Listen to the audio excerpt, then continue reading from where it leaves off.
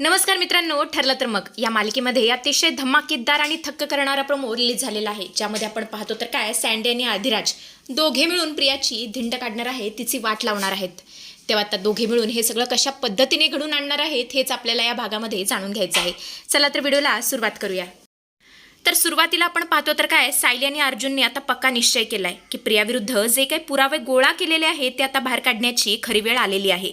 प्रिया ही खोटी तन्वी आहे हे आपण नंतर सिद्ध करू, पण आधी तिचं कॅरेक्टर किती खराब आहे, ती किती कॅरेक्टरलेस आहे आणि ती किती खोटी मुलगी आहे, तिचे किती अफेअर्स आहेत आणि ती अश्विन भाऊजींना फसवतीये हे आधी सर्वांसमोर आणणं खूपच गरजेचं आहे.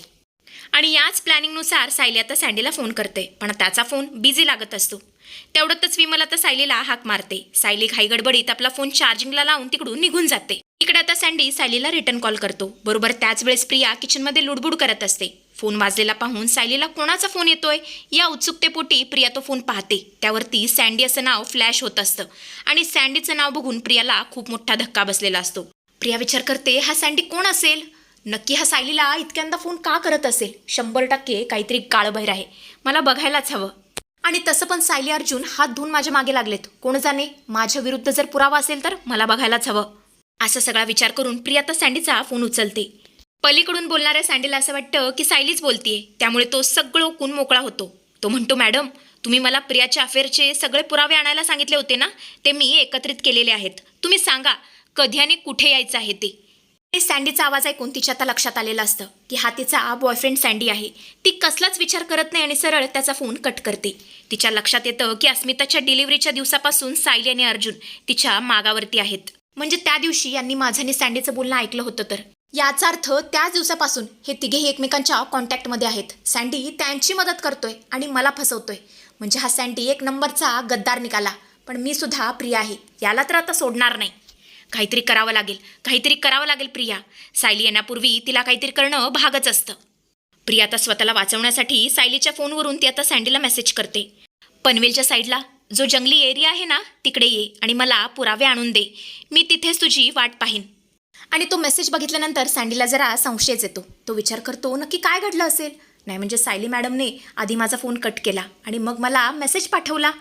नाही म्हणजे त्यांना माझ्याशी फोनवरती सुद्धा बोलता आलं असतं, पण फोन कट करून मेसेज करण्याची काय गरज होती? हां, बहुतेक ती प्रिया तिथेच कुठेतरी असणार आहे. आणि ती प्रिया ऐकलेल्या भीतीने सायली मॅडमने मला मेसेज पाठवला असणार आहे. हां, असंच काहीतरी घडलं असणार आहे. मी जातो आणि सायली मॅडमला सगळे पुरावे देतो. एकदा त्यांच्या हाती पुरावे गेले की मी मोकळा. सँडी आता सगळे पुरावे घेतो आणि त्या निर्जन जागी पोहोचतो. तिथे कोणीच नसतं. काळं कुत्रंसुद्धा नसतं, गाडीसुद्धा नसते. तो आता इकडे तिकडे सायलीला शोधू लागतो. तो विचार करतो की सायली मॅडमने मला अशा ठिकाणी का बरं बोलवलं असेल? हे जरा विचित्र वाटतंय. काही गडबड तर नसेल ना? पण तेवढ्यातच प्रेक्षकांनो तिथे सायली नसते, तर प्रिया त्याची वाट पाहत उभी असते. प्रिया आता दुरून सँडीला पाहते आणि लगेच त्याच्या जवळ जाते आणि त्याची सरळ कॉलर पकडते. तू मला एक्सपोज करणार. माझ्या विरुद्ध असलेले सगळे पुरावे तू सुभेदारांना दाखवणार. लक्षात ठेव, जर मी शांताला मारू शकते ना, तर तुला सुद्धा संपवायला मला वेळ लागणार नाही. जो कोणी माझ्या आणि ध्येयाच्या मध्ये येतो ना, त्याला प्रिया सोडत नसते. अरे तू तर माझा बॉयफ्रेंड आहेस, तुला तर हे चांगलं माहिती असायला होतं की मी कशी आणि माझा स्वभाव कसा येते. असं म्हणतच ती त्याचा गळा आवळू लागते. पण प्रेक्षकांनो तेवढंच तिथे आपल्या ईश्वरीची एंट्री झालेली असते. अगदी हिरोईनसारखी ती एंट्री घेते. ती गाडीवरून म्हणजे तिच्या स्कूटीवरून तिथे आलेली असते. ती सँडीला ओरडून सांगते, सँडी बस पटकन गाडीवर. सँडी आता पटकन तिच्या मागे बसतो आणि अशा प्रकारे प्रियाच्या हातातून तो निसटलेला असतो. प्रिया आता जोरजोरात ओरडू लागते, छे हे काय घडलं? आता जर मी या सँडीला पकडायला हवं होतं. आणि मला एक गोष्ट कळत नाहीये, ही बाई कोण होती आणि ही अचानक सँडीच्या मदतीला कशी काय आली? ही सायलीची मैत्रीण तर नसेल ना? नाही म्हणजे सकाळी ती वकिलीन बाई आली होती सायलीच्या मदतीसाठी. आता ही कोण नवीन स्कूटीवाली? नाही म्हणजे तिने माझ्या कानसिलात मारलं. आता ही मलाच मारून टाकते की काय, देव जाणे. सँडी ईश्वरी दोघे आता पुढे आलेले असतात. तेवढं तर सँडी जोरातच ओरडतो, ईश्वरी मॅडम पुरावे निसटले, पुरावे कुठेतरी पडले, आता काय करायचं? आपल्या हाती जर पुरावेच नसले तर या सगळ्याचा काहीच उपयोग होणार नाही. ईश्वरी बोलते, बाप रे सँडी, अरे हे काय होऊन बसलं? आणि बरोबर त्याच वेळेला तिथे काव्या येते. काव्या बोलते, हे घ्या पुरावे. नाही म्हणजे तुम्ही रस्त्यातच सोडून आला होता. पण ही काव्य आहे ना, तुम्हाला टेन्शन घेण्याची काही गरज नाही. असं म्हणतच ती ईश्वरीच्या हातात ते पुरावे देते आणि तिकडून निघून जाते. इकडे आता प्रिया विचार करते, काय करू? घरी जाते. मला काही करून हे सगळं थांबवायलाच हवं, नाहीतर सुभेदारांच्या समोर जर माझं खरं रूप आलं तर माझी काय खैर नाही. ईश्वरी, सँडी दोघे आता काव्याचे आभार मानतात. ईश्वरी आता सायलीला फोन करते आणि घडलेला सगळा प्रकार सांगते. सायली आता ईश्वरीचे आभार मानते आणि बोलते, इशू बरं झालं तू वेळेवरती आलीस, नाहीतर काय झालं असतं देव जाणे. ते पुरावे मिळणं फार म्हणजे फार महत्त्वाचं होतं. तुम्ही एक काम करा, तू सँडीला घे आणि सरळ माझ्या घरी ये, म्हणजे सुभेदार हाऊसमध्ये ये, तुला तर माहीतच आहे आमचं घर. तेव्हा ईश्वरी बोलते, ठीक आहे मी येते. त्यांचा फोन झाल्यावर सायली आता आधिराजला फोन करते आणि बोलते, आधिराज भाऊजी तुम्ही एक काम करा, प्रियाविरुद्ध तुमच्याकडे जितके पण पुरावे आहेत ना ते सगळे पुरावे घ्या आणि आपल्या घरी या, म्हणजे आमच्या घरी या. आजच आपण या प्रियाचा कार्यक्रम वाजवायचा आहे, निकाल लावायचा आहे. तोवर इकडे आता प्रियासुद्धा घरी आलेली असते. तिला असं वाटत असतं की आपण वाचलो, पण तिला काय माहिती तिचा काळ आलेला असतो. आणि तेवढ्यातच तिथे दारावरती आधिराज, सँडी आणि ईश्वरी या तिघांची सुद्धा एंट्री झालेली असते. सँडी आणि आधिराजला एकत्र पाहून प्रियाला चांगलाच घाम फुटतो. प्रताप बोलतो, सायली अर्जुन, अरे हे दोघे कोण आहेत आणि आपल्या घरी कशाला आलेत? तेव्हा सायली बोलते, बाबा मी यांना बोलवलंय आणि आज इथे प्रियाचा पर्दाफाश होणार आहे. सँडी पुरावे द्यायला सुरुवात कर. आणि मग काय, सँडी आता धडाधड पुरावे द्यायला सुरुवात करतो.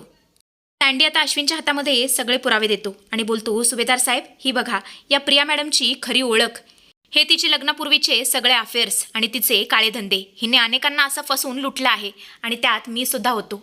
मी सुद्धा तिचा एक बॉयफ्रेंड होतो. मी प्रियावरती खूप प्रेम करायचो, पण नंतर मला कळालं ही प्रिया कशी आहे. अश्विन साहेब तुमची बायको अजिबात चांगली नाही आहे, एकदम कॅरेक्टरलेस बाई आहे. अजूनसुद्धा वेळ नाही गेलेला, स्वतःला सावरा आणि या बाईपासून स्वतःला दूर करा. पण प्रेक्षकांनो बघा, हा अश्विन किती म्हणजे किती मूर्खाचा कळस आहे. तो अजूनसुद्धा प्रियाचीच बाजू घेत असतो. तो जोरातच ओरडतोय, सँडी तुझी बकवास बंद कर. लग्नापूर्वी कोणाचं अफेअर नसतं, प्रत्येक मुलीचा पास्ट असतो, प्रत्येक मुलीचं अफेअर असतं. त्यावरून तू माझ्या बायकोला कॅरेक्टरलेस ठरवू शकत नाहीस. मला माझ्या तन्वीवरती पूर्ण विश्वास आहे, स्वतःपेक्षाही जास्त. आणि हे सगळं बघून तर आधिराजला हसूच येतं. तो आता हसत पुढे येतो आणि बोलतो, अरे अश्विन भावा, पास्ट ठीक आहे रे, पण हिचा प्रेझेंटसुद्धा काळा कुट्टच आहे. ही ज्या कंपनीमध्ये कामाला जाते ना ती कंपनी माझी आहे.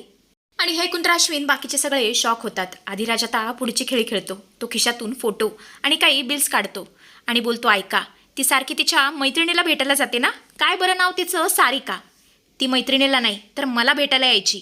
परवा दिवशी सुद्धा तिने तुम्हाला खोटं सांगितलं होतं. तिने खोटं सांगितलं असेल की बेंगलोरला एक मीटिंग आहे म्हणून, पण खरं तर ती बेंगलोरला गेलीच नव्हती. ती माझ्याबरोबर लोणावळ्याला आली होती. अख्खी रात्र आम्ही सोबत घालवली. आणि जर तुम्हाला खरं पटत नसेल ना तर हे बघा, हॉटेलचे बिल आणि आमचे फोटो. प्रियाला तर चांगलाच घाम फुटलेला असतो. ती म्हणत असते, अश्विन हा खोटं बोलतोय, माझा विश्वास कर. हे अर्जुन आणि सायलीचं कारस्थान आहे, मला फसवायचं. आणि तसं पण आधिराज त्यांचा मित्र आहे म्हटल्यावर तो त्यांना शामीलच असणार आहे ना, म्हणून तो सायलीची साथ देतोय. प्लीज अश्विन यांच्यावरती विश्वास ठेवू नकोस. तेव्हा आधिराज बोलतो, प्रिया अगं बास कर, अजून किती खोटं बोलशील. तू माझ्याकडून आधी 4 लाख रुपये घेतले होतेस आणि परवा दिवशी 5 लाख, एकूण 9 लाख रुपये घेतलेत. हे बघा बँकेचं स्टेटमेंट. असं म्हणतच तो स्टेटमेंट दाखवतो आणि बोलतो, बँक तर खोटं बोलणार नाही. आणि अशा प्रकारे आता प्रिया त्याच्या मिठीत असलेले सगळेच फोटो तो आता अश्विनला दाखवतो. आणि हे सगळं बघून तर अश्विनच्या डोक्यात तिडी केलेली असते. तो आता प्रियाच्या जवळ येतो आणि सणसणी तिच्या कानाखाली मारतो. तिला इतक्या जोरात मारतो की प्रिया खालीच पडते. आणि मग काय, अश्विन चक्क तिच्या झिंजा धरतो आणि बोलतो, तू माझ्या प्रेमाचा असा खेळ मांडलास. मी तुझ्यावर आंधळेपणाने विश्वास ठेवला आणि तू माझ्या पाठीमागे असले धंदे सुरू होते तुझे. तू एक नीच बाई आहेस आणि या सुभेदार घरामध्ये तुझी आता काही जागा नाहीये. आत्ताच्या आत्ता माझ्या घरातून आणि माझ्या आयुष्यातून चालती हो, गेट आउट. अजूनही प्रेक्षकांनो ती खोटी तन्वी असल्याचं सत्य समोर आलेलं नसतं. जेव्हा ते सत्य समोर येईल तेव्हा काय होईल हे तर बघणं खूपच इंटरेस्टिंग ठरणार आहे. असेच अपडेट्स बघत राहण्यासाठी आपल्या चॅनलशी कनेक्टेड राहा.